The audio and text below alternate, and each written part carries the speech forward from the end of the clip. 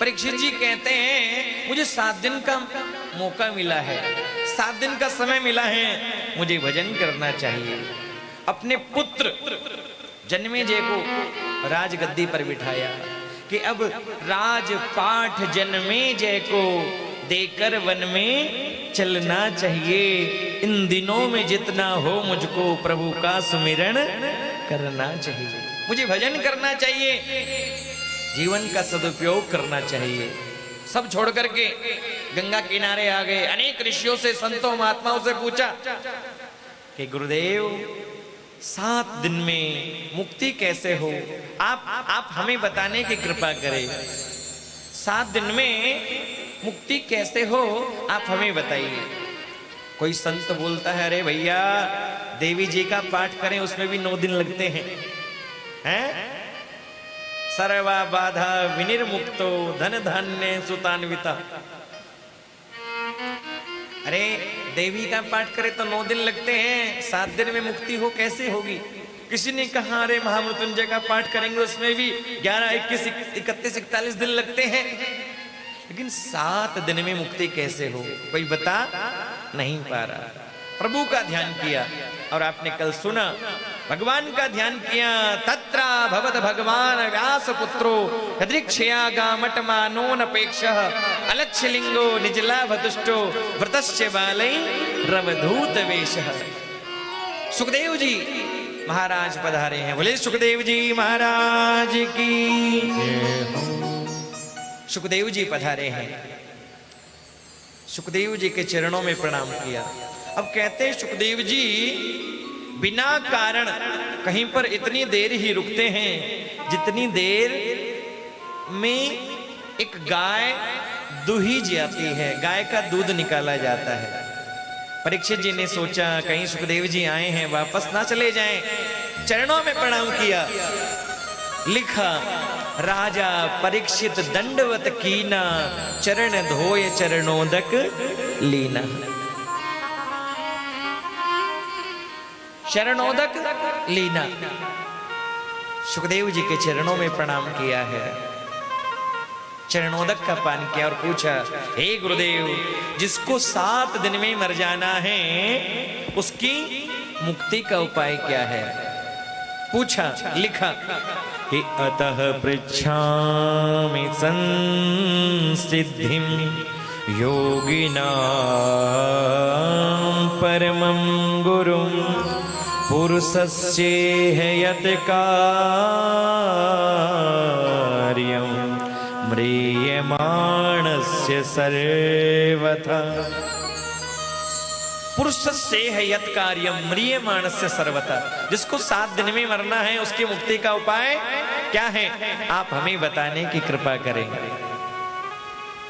क्या पूछा? 7 दिन में जिसको मर जाना है उसकी मुक्ति का उपाय क्या है? बोलो राधे राधे। तुम इधर मत देखो क्या लाई है क्या नहीं लाई, तुम मेरी तरफ देखो। बोलो राधे राधे। हाँ तुम उधर देखते हो, मैं कथा भूल जाता हूं, फिर मेरे को भी उधर ही देखना पड़ता है। क्यों सर्वेश भैया, है ना? आपका कनेक्शन इधर रहना चाहिए। सावधानी हटी और दुर्घटना, इसलिए ध्यान सामने। जोर से बोलो राधे राधे। महाराज जिसको 7 दिन में मर जाना है उसकी मुक्ति का उपाय क्या है? आप मुझे बताने की कृपा करें।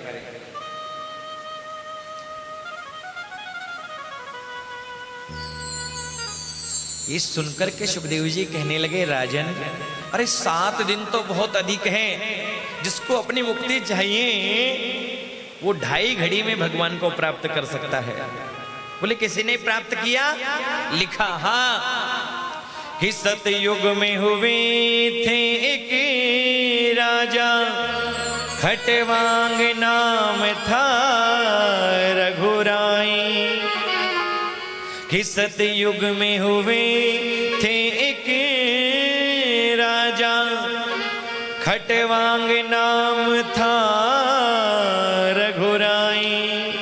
अरे 7 दिनों की बात ही क्या, 2 घड़ी में थी मुक्ति पाई। 2 घड़ी में खटवांग राजा ने भगवान को पा लिया। एक राजा हुए खटवांग, उन्होंने देवताओं की सहायता की राक्षसों से लड़ने के लिए। राक्षस मारे गए, देवता विजयी हुए। देवताओं ने कहा, हे खटवांग हमसे वरदान मांगो। खटवांग राजा कहने लगे, प्रभु मुझे बताइए मेरा कितना जीवन शेष है। देवता कहने लगे, खटवांग तुम्हारे पास तो केवल 2.5 घड़ी ही बची है। और कहते हैं 2.5 घड़ी में ही खटवांग राजा ने अपने मन को एकाग्र किया और भगवान को प्राप्त कर लिया। अरे जिसको भगवान को पाना है 7 दिन तो बहुत अधिक है, 2 घड़ी में भगवान को पाया जा सकता है। क्योंकि लिखा है ना कि 1 घड़ी आधी घड़ी, आधी में पुनि आध। अरे तुलसी संगत साधु की, कटे कोटि अपराध।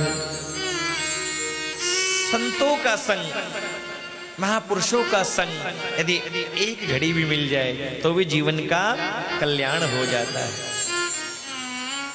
देखो सतयुग में लोगों की आयु होती थी 1 लाख वर्ष। कितनी होती थी? क्यों गोपाल जी? 1 लाख वर्ष। 1 लाख वर्ष से पहले कोई नहीं मरता था। और जैसे ही त्रेता युग आया 1 जीरो कम हो गया। सतयुग में होती थी 1 लाख वर्ष, त्रेता युग आया 1 जीरो कम हो गया। तो कितनी बची डॉक्टर साहब? 10,000 वर्ष। कितनी बची? 10,000 बची महाराज जी। और कहते हैं जब द्वापर आया तो 1 जीरो और कम हो गया। तो कितनी बची? 1,000 वर्ष। और जब कलयुग आया तो 1 जीरो और कम हो गया। तो कितनी बची? 100 वर्ष। कलयुग में लिखा है 100 साल तो जीना चाहिए ही। हमारे पंडित जी बोलते हैं मंत्र, पश्येम शरदः शतम जीवेम शरदः शतम। 100 वर्ष तक देखें, 100 वर्ष तक सुने। और लास्ट में बोलते हैं अदीना, अधीन होकर के 100 वर्ष तक हम देखें, सुने, चलें, बोले, फिरें और अधीन होकर किसी के अधीन ना रहे। 100 वर्ष तो जीना चाहिए ही कलयुग में। लेकिन बताओ 100 वर्ष कोई जीता है? जिसके 100 साल जी जाते हैं बोलते हैं, बोले हमारी नानी 100 साल की, हमारे दादा 100 साल के। फिर तो वो बुक में नाम लिखवाते हैं। इस कलयुग में 40 के बाद तो बिस्तर कब बन जाए मालूम नहीं है। 40 के बाद तो कब गोविंदाय नमो नमः हो जाए मालूम नहीं है। कलयुग में जीना चाहिए 100 साल। चलो चलो मान लो जीते नहीं सभी 100 साल, लेकिन मान लो 100 साल हम जीते हैं।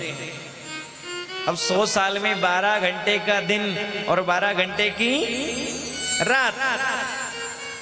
12 घंटे का दिन, 12 घंटे की रात, तो 50 साल तो सोते सोते निकल गया। क्यों राकेश भैया? है ना भाई? 12 घंटे का दिन, 12 घंटे की रात, 50 साल तो केवल सोते सोते ही निकल गया। और जो दिन में सोते हैं वो अलग से जोड़ लेना अपने। हाँ, कई लोग तो दिन में भी एक छपकी लगा लेते हैं, और कई लोग तो 10-15 मिनट कथा में भी। हाँ, यहाँ नहीं सो रहे, लेकिन कई जगह सो जाते हैं लोग। बोले महाराज जी कथा सुना रहे हैं और इधर श्रोता झोंका ले रहे हैं। महाराज जी की कथा आरंभ और पप्पू भैया की वायलिन बज रही है, आनंद आ रहा है। इधर महाराज जी कथा कर रहे हैं और उधर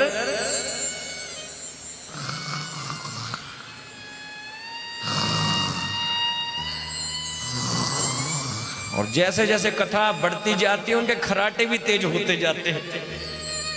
फिर बोलते हैं बोलो वृंदावन बिहारी लाल की हो। सो रही थी है? बोले नहीं नहीं, मैं तो आंख बंद करके ध्यान से कथा सुन रही थी। 50 साल तो सोते सोते निकल गया। बचे कितने? क्यों जी ब्रजकिशन जी? 50 साल बचे गुरु जी। 50 साल में 25 साल निकल गए श्रीमती जी की आज्ञा पालन करते करते। हाँ, कभी ससुराल जा रहे हैं, कभी ससुराल से आ रहे हैं,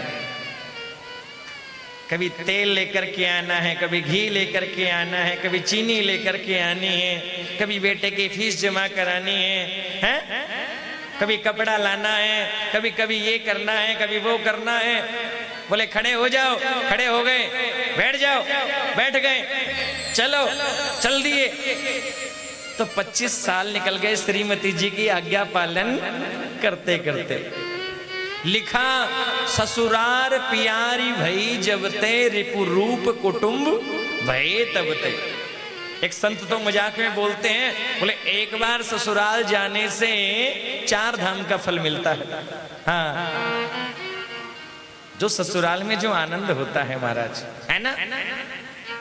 ससुराल सुख की सार पर दिना दोए 4।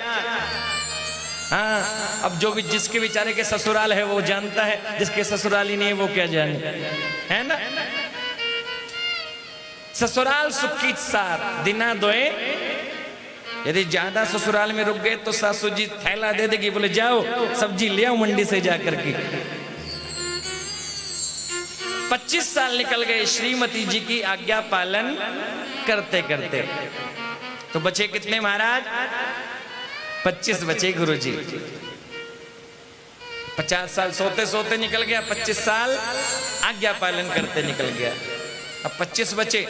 अब 25 में भी कभी बेटे के लिए दुल्हन ढूंढनी है, कभी बेटी के लिए वर ढूंढना है, कभी दुकान की टेंशन, कभी ऑफिस की टेंशन, कभी फैक्ट्री की टेंशन, कभी परिवार की टेंशन, कभी पत्नी की टेंशन, कभी माँ की टेंशन, कभी पिताजी की टेंशन, कभी रिश्तेदारी की टेंशन, कभी ये टेंशन, कभी वो टेंशन, और कभी ये टेंशन कि मुझे टेंशन क्यों नहीं है। 25 साल निकल गया चिंता करते करते, चिंता करते करते, चिंता करते करते।